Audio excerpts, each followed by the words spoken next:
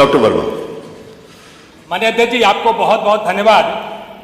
गांव की गलियों में धूप संग जलती है, कंधों पर जिम्मेदारी का बोझ लिए चलती है, घर घर दस्तक दे, घर घर दस्तक दे, सेहत का दीप जलाए। आज रोटी की चिंता में वो आशाएं खुद ही जलती हैं। महोदय, माननीय मंत्री जी का जो जवाब आया है वह गलत जवाब है। भारतीय जनता पार्टी की सरकार में आशा बहनों के जीवन में घोर निराशा और हताशा डालने का काम किया है।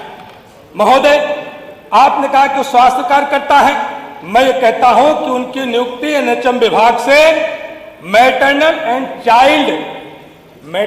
चाइल्ड हेल्थ मोटिवेटर के रूप में हुई है और इसीलिए आशा कार्यकर्तियां लगातार आंदोलन कर रही कि मुझसे राज कर्मचारियों का काम करवाया जाता है, तो मुझे राज कर्मचारी का दर्जा क्यों नहीं दिया जा रहा है। माननीय, इसीलिए मैं कहता हूं आपके पास अवसर है, आप श्रेय ले लीजिए, नहीं तो 27 में समाजवादी पार्टी की सरकार होगी, उनको राज कर्मचारी का दर्जा भी देंगे और वेतन भी बनाने का काम करेंगे। माननीय, मैं आपके माध्यम से माननीय उप मुख्यमंत्री जी से मैं पूछना चाहता हूं कि अगर आप राज्य कर्मचारी नहीं मानते तो सरकारी पोर्टल पर डेटा एंट्री कराने का काम आप आशा वर्कर से क्यों कराते हैं? सरकारी योजनाओं में लाभार्थियों को दस्तावेज का सत्यापन कराने की जिम्मेदारी आपने क्यों दे रखी है? आप टीबी का मरीज उनसे खुजवाते हो, आप पोलियो अभियान उनसे चलवाते हो, आप कुष्ठ निवारण अभियान उनसे चलवाते हो, आप डेंगू, मलेरिया, फाइलेरिया का मरीज उनसे खुजवाते हो। माननीय, इसलिए लगातार चाहे कुपोषण अभियान हो, मैं बिल्कुल एकदम समय सीमा में ही बात को खत्म करूंगा। माननीय, इसीलिए आशा बहनें लगातार आंदोलन कर रही हैं कि उन्हें राज्य कर्मचारी का दर्जा दे दीजिए, क्योंकि आप राज्य कर्मचारी का ही काम करवाते हैं। मैं आपके माध्यम से मैं कहना चाहता हूं कि यह कृत्य सरकार का संविधान विरोधी है, समान काम समान वेतन का विरोधी है और संविधान के अनुच्छेद 21 और 23 का उल्लंघन करता है, जिसमें आप बेगारी कराते हैं। तो मैं आपसे ये पूछना चाहता हूं, क्या आशा कार्यकर्तियों को राज्य कर्मचारी का दर्जा देंगे, उनका वेतन देंगे और उनका इंसेंटिव बढ़ाने पर विचार करेंगे कि नहीं करेंगे? बहुत कम शब्दों में जवाब माननीय दे दीजिए। माननीय संदीप जी, एक दो लोगों का नाम है माननीय जी। श्री संदीप। माननीय अध्यक्ष जी, आपने मुझे प्रश्न करने का मौका दिया, इसके लिए आपका धन्यवाद। माननीय मंत्री जी, एक तरफ तो वर्तमान सरकार लखपति दीदी बनाने की बात करती है और वहीं पर दूसरी तरफ जो हमारी आशा बहुएं हैं, जो रात दिन धूप में रात में मेहनत करके काम करती हैं, मैं समझता हूं कि चाहे जिस तरह की भी जानकारी, चाहे कोरोना से लेकर के आज तक जो भी जिम्मेदारी आशा बहुओं को दी गई, आशा बहुओं ने राज्य कर्मचारी से भी ज़्यादा बढ़ चढ़ करके अपनी जिम्मेदारी निर्वहन करने का काम किया है। लेकिन जब वो अपने हक अधिकार की बात करती हैं तो मैं समझता हूँ, जहाँ तक मुझे समझ में आता है कि चाहे जिस भी संचारी रोग की जानकारी लेनी हो, चाहे टीकाकरण का सवाल हो, उसमें सबसे ज़्यादा बढ़ चढ़ करके कोई हिस्सेदारी करता है तो आशा बहुएं करती हैं। वहीं दूसरी तरफ हमारी एएनएम बहनें हैं, एक तरफ एएनएम हैं जिनको जो है राज्य कर्मचारी का दर्जा दिया गया, वहीं तरफ हमारी कुछ एएनएम बहनें हैं जिनको संविदा कर्मचारी के रूप में, संविदा के रूप में नियुक्ति की गई। लेकिन दोनों लोगों के मानदेय में बहुत फर्क है। काम दोनों लोगों से बराबर लिया जाता है, लेकिन मानदेय में बहुत फर्क है।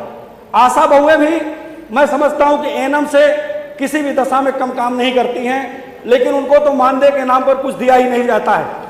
इतना तक माननीय अध्यक्ष जी कि जब हमारी आशा बहुएं प्रसव के लिए लोगों को लेकर सीएससी में जाती हैं तो रात भर उनको सड़कों पर रहना पड़ता है, उनके रहने तक का भी कोई इंतजाम सीएससी में नहीं किया गया है। तो मैं माननीय मंत्री जी से बहुत कम शब्दों में समय में रहते हुए केवल एक सवाल करना चाहता हूं कि क्या जो हमारी एनएम बहनें हैं, जिनको राज्य कर्मचारी, जिनको पूर्णकालिक रखा गया, जो संविदा में रखा गया, दोनों का मानदेय बराबर करने पर सरकार विचार करेगी? दूसरा प्रश्न है कि जो आशा बहुएं हमारी जो प्रसव के दौर में सीएससी में जाती हैं, उनको रहने के लिए कमरे का उनको रहने के लिए व्यवस्था कराया जाएगा कि नहीं कराया जाएगा? इससे ज्यादा एक बहुत बड़ा विषय है कि जो आशा बहुएं रात दिन काम करती हैं, जब उनके प्रसव का समय आता है तो उन्हें किसी भी तरह से मातृत्व लाभ नहीं दिया जाता है। क्या इस पर सरकार विचार करने का काम करेगी कि उन्हें भी मातृत्व लाभ जो है की सुविधा उपलब्ध कराएगी? माननीय मंत्री जी। माननीय मंत्री जी। माननीय अध्यक्ष जी, माननीय सदस्य ने जो कहा है, जब से भारतीय जनता पार्टी की सरकार आई है, आशा वर्कर्स का मानदेय हमने 2 गुना किया है। आपका हाल सुन लीजिए, आप देते थे 1000 रुपया, आपकी सरकार, जो भारतीय जनता पार्टी सरकार जिसको आप इंगित करें, वहाँ 2000 रुपया देने का काम चल रहा है। और जो उत्तर प्रदेश सरकार का था, पहले 750 था, अब हम उसको 1500 कर दिए हैं। और इसके अतिरिक्त हम उनके संपर्क में रहते हैं। ये मैं सच्चाई स्वीकार करता हूँ। आशा वर्कर हमारे विभाग की रीढ़ की हड्डी है और हम पूरी तरह से उनका सम्मान करते हैं। उनके प्रतिनिधिमंडल से हम लगातार संपर्क में रहते हैं और कहीं भी ये जो आपने कहा है ना, ये पीड़ा, जब मुझे पता चला कि समाजवादी पार्टी की सरकार 4 दाएं बन चुकी सरकार, कबहू नहीं सोची। अब जो वैसी तक बैठिए जाएंगे तब इनका परेशानी हो रही है। परेशानी का हो रही, परेशानी का यह नहीं है कि आशा वर्कर, इनका परेशानी यह है कि कैसों तन जुगाड़ लगे। और जो मुंशी प्रेमचंद की कहानी नहीं है, 2 बैलों की कथा, वो जुगाड़ में लगे रहते हैं शेर लगाने में, लेकिन सफलता मिलने वाली नाई है, जुगाड़ लगा वाला नाई है। ये समझ लो अच्छी तरह तेरे, केवल ये मुंगरी लाल के हसीन सपना है, कुछ ना हो वाला बात। अभी देखते हो कि आधे भी नहीं बची हो। अगली दाएं जो चुनाव हो 27 में, यहाँ अभी जो अत्ते हो इतने नहीं बची हो, ये केवल गुमराह कह के वोट लीनहीन और दाव दीनहीन जनता का, कबहू जनता के साथ खड़े नहीं भैया। इनका काम चाहिए बंबई के लिए फिल्म स्टार और बाइस्कोप देखिए हैं और कौनी काम इनके लगे नहीं खे। मानी संदीप जी जो पूछी है, संदीप जी की बात से हम सहमत हैं। हम रहे की व्यवस्था कई दिए हैं सीएससी पर आशा वर्कर का रहे का पूरा इंतजाम है और उनके लिए पूरी चिंता सुरक्षा की गई। रात में सिक्योरिटी गार्ड अलग से लगा हुआ है। और बता दें, जो मातृत्व अवकाश खातिर कहते हैं, मातृत्व अवकाश खातिर कहते हैं कि नहीं मिल रहा है। और जब तक ये सरकार आई भारतीय जनता पार्टी, तब तक उनका छुट्टियों दे रहे हैं ना, पूरा उनका इंतजाम, दवाई का इंतजाम सब हम कह रहे हैं। और ये कागज में है, चाहे जाके पलट के देख लो।